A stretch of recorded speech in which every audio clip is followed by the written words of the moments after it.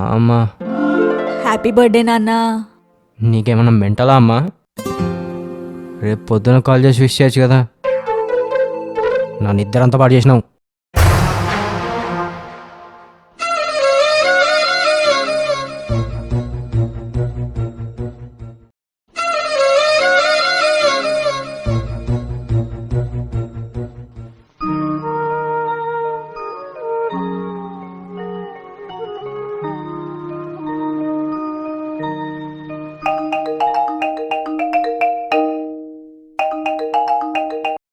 ఏంటి నాన్న ఇప్పుడు నువ్వు కూడానా?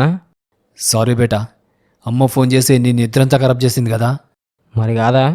ఏ అమ్మ మెంటల్దిరా. మరి అంతే కదా.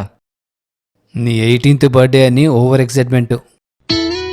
12 అయినాక నీకు విష్ చేసేదాకా ఏం తినా అని మెంటల్ది మొక్కుకొని ఫుల్ డే ఉపవాసం ఉంది. అయినా ఇది నథింగ్ రా.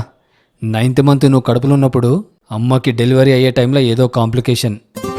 తల్లి బిడ్డ ఇద్దరిలో ఒక్కరికే గ్యారంటీ ఇస్తామని డాక్టర్స్ చెప్తే ఒక్క సెకండ్ కూడా లేట్ చేయకుండా నా బిడ్డని బతికేలాగా చూడమని మెంటల్ది ఫామ్ మీద సైన్ పెట్టింది. దేవుడి దయ ఇద్దరు బతికినరు.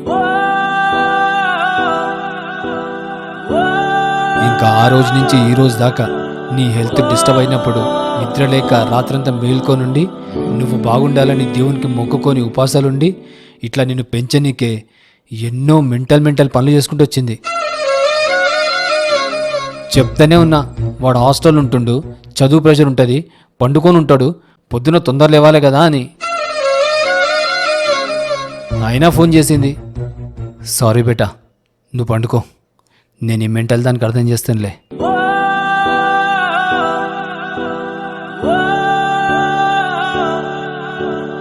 ఓ